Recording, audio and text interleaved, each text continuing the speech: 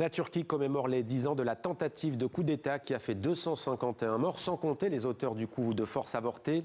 Une décennie plus tard, le pays vit toujours dans l'ombre de cet épisode violent qui a permis au président Erdogan de renforcer son pouvoir et de remodeler aussi profondément l'État à coups de vastes purges. Timothée Marouzet nous raconte cette décennie qui a changé le visage de la Turquie. 15 juillet 2016, peu avant 22h.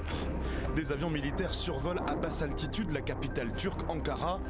Des militaires ouvrent le feu sur des civils et des bâtiments stratégiques de l'État. La Turquie est en train de vivre un coup d'État militaire, le 4e de son histoire. À la manœuvre, une faction des forces armées turques, leur projet renverser le président Erdogan. En quelques heures, ils imposent un couvre-feu et prennent le contrôle de cette chaîne de télévision turque. En vacances à 700 km de là, Recep Tayyip Erdogan prend la parole via son smartphone sur une autre chaîne. Son sort est sur le point de vaciller. Je lance un appel à mon peuple. J'invite mon peuple à se réunir sur les places publiques, à l'aéroport. Notre nation va se rassembler. Aussitôt, ces militaires putschistes menacent de couper l'antenne.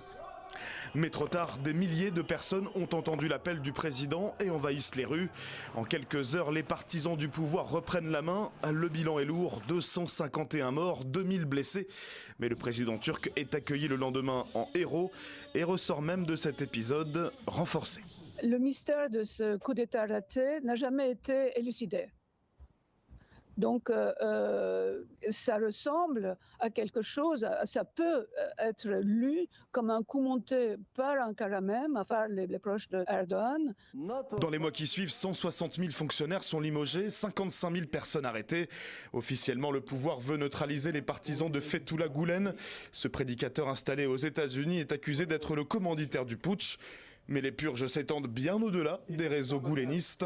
Et en 10 ans, quasiment tous les opposants au pouvoir sont réduits au silence. Celui qui a le plus de chances d'être un candidat challenging, c'est le maire d'Istanbul, enfin il est toujours maire élu d'Istanbul, qui est en prison. Une partie de l'opinion aujourd'hui en Turquie craint que le leader qu'on voit du CHP, Özgür Özel, soit mis en prison lui aussi. Pour de nombreux opposants, le pouvoir cherche à verrouiller le scrutin présidentiel prévu en 2028.